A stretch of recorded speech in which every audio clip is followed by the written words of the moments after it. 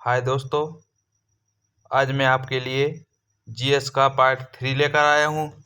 इससे पहले आपने मेरे पार्ट फर्स्ट और सेकंड नहीं देखा है तो आप न्यू एजुकेशन 2.0 की प्ले लिस्ट में जाए, वहाँ से पार्ट फर्स्ट और सेकंड देखें। तो चलो दोस्तों, शुरू करते हैं। सरायेवो किस देश की राजधानी है? तो यह बोस्निया की है। क्यूरोसेवो कैसी जलधारा है? तो यह गर्म जलधारा है। ठीक है, अगला क्वेश्चन देखते हैं। फ्रांस और स्पेन के बीच कौन सा पर्वत है? तो यह पिरेनीज पर्वत है। उत्तरी गोलार्ध में व्यापारिक पवनें किस दिशा में बहती हैं? तो इसका उत्तर है ये उत्तर दिशा में, उत्तर से मतलब उत्तर पूर्व दिशा में बहती हैं। ठीक है, अगला क्वेश्चन। लेबनान की राजधानी है, तो लेबनान की राजधानी क्या है?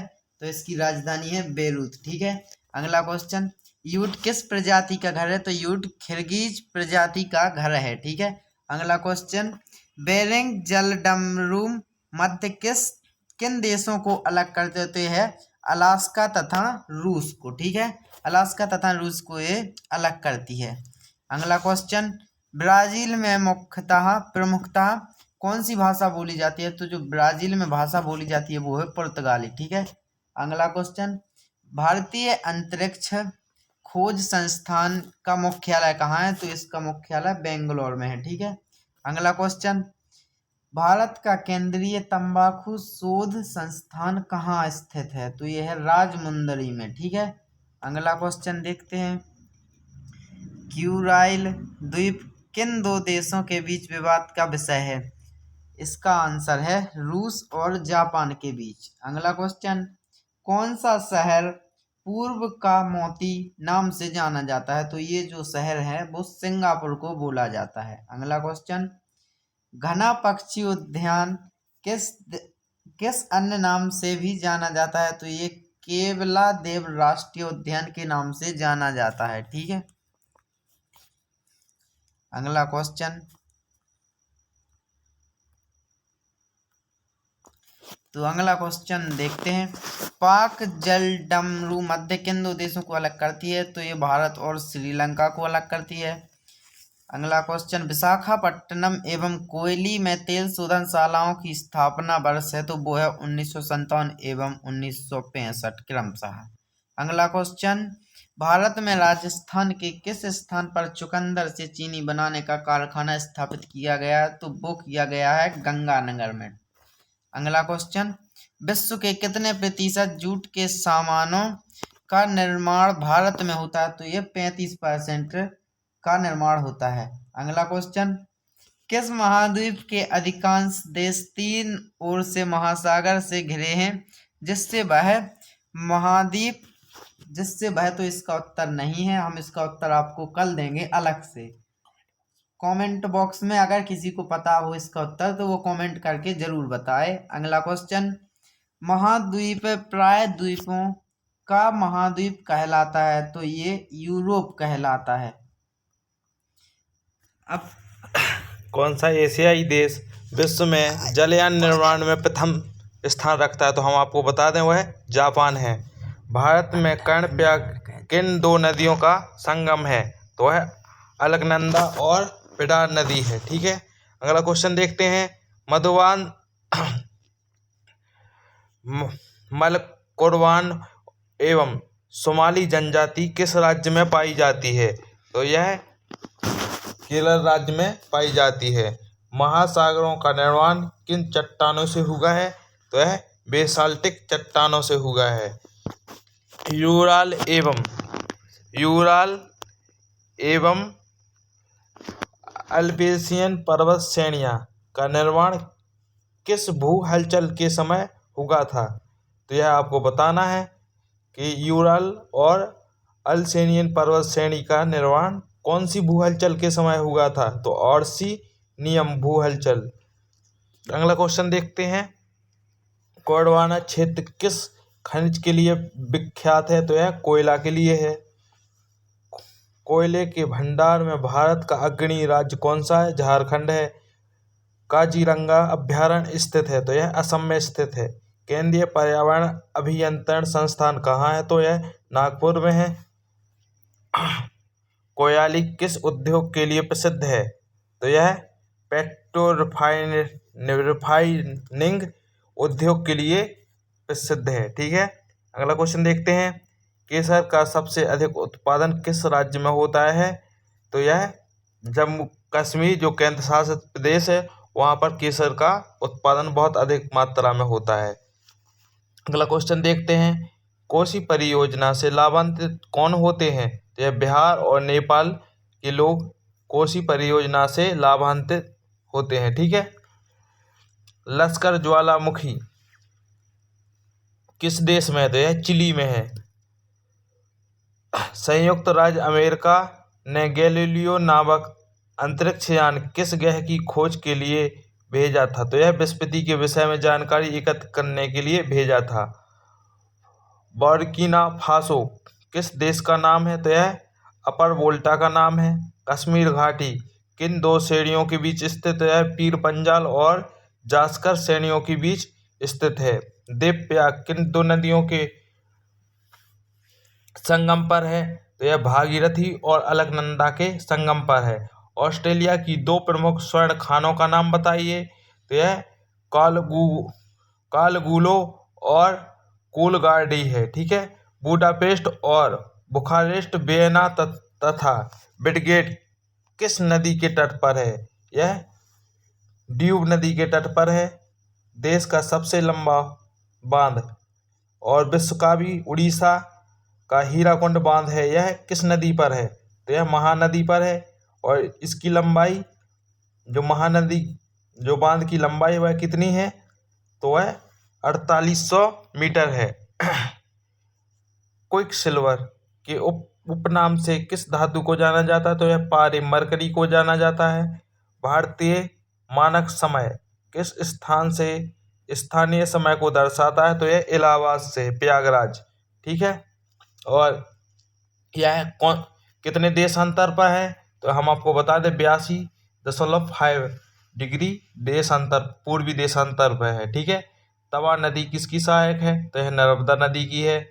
उत्तरी सागर और बाल्टिक सागर को जोड़ने वाली सामुद्रिक नहर कौन है? तो कील नहर है। अगला क्वेश्चन देखते हैं। बेरूत किस देश की राजधानी है? तो लेबनान है। यह अभी सुर्खियों में रहा है, जो बेरूत ब्लास्ट हुआ था, इसलिए आपको यह क्वेश्चन याद कर लेना है। ठीक है, अगला क्वेश्चन देखते हैं।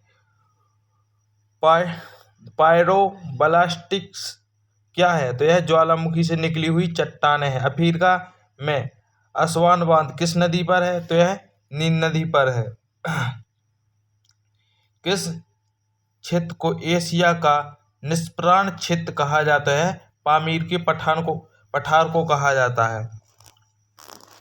राजस्थान की इंदिरा गांधी नहर किस नदी से निकलती है? तो यह सतलज नदी से निकलती है। और कहाँ से निकलती है यह भी आपसे पूछ सकता है, तो आपको याद रखना है जो हरि की बैराज है वहाँ से इंदिरा गांधी नहर निकलती है।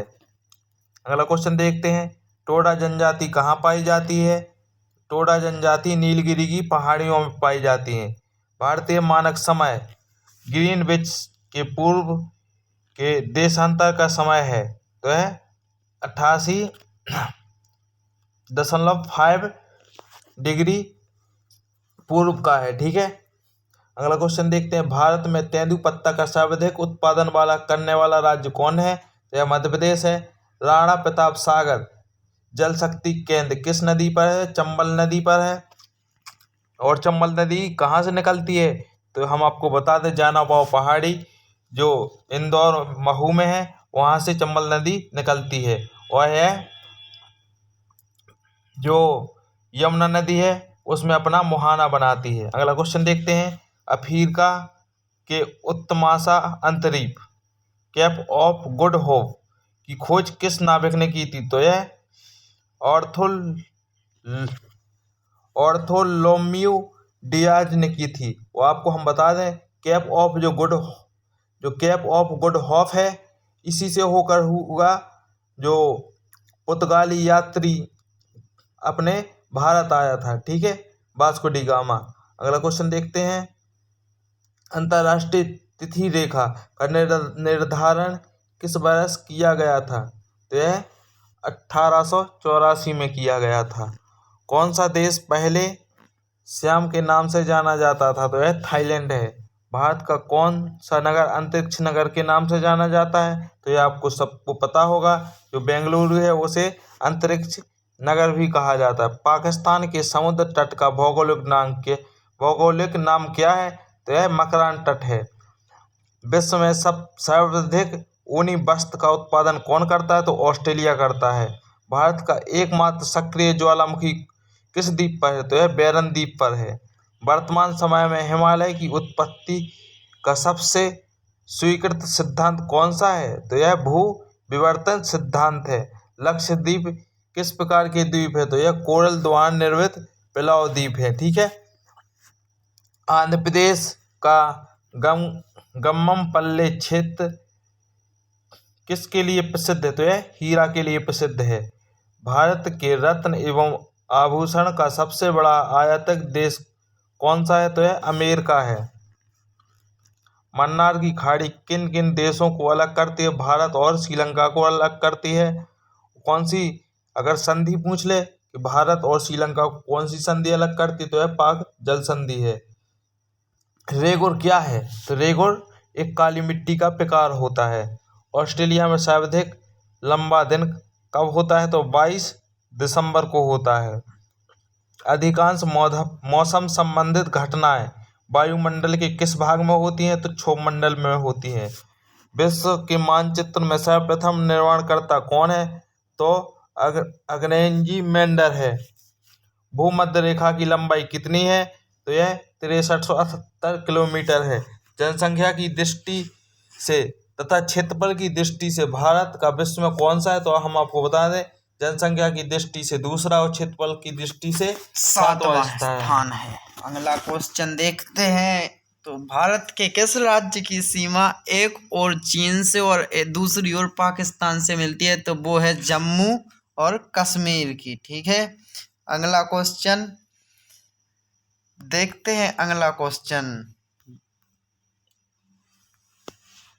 और अभी हम आपको बता दें, जो जम्मू एंड कश्मीर है वो अभी केंद्र शासित पहले राज्य थे, तो यह केंद्र शासित बन गया है। और भारत का सबसे बड़ा केंद्र शासित प्रदेश है तो वह है लद्दाख है। ठीक है।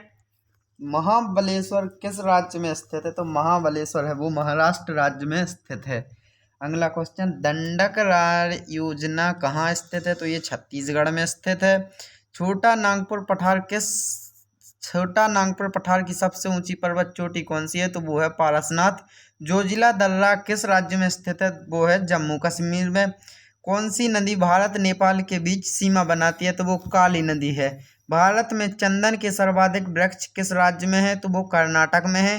हम्बोल्ट धारा किस तट के पास होकर बहती है? तो वो दक्षिणी अमेरिका के पश्चिमी तट के पास होकर। क्वेश्चन नंबर अगला, विश्व का प्रसिद्ध डोनबास कोयला क्षेत्र किस देश में है? तो वो यूक्रेन में है। महाबलेश्वर किस राज्य में स्थित है? तो वो महाराष्ट्र में है। भारत का कौन सा स्थान भूमध्य रेखा के निकटतम है? तो वो इंदिरा पॉइंट है। ठीक है।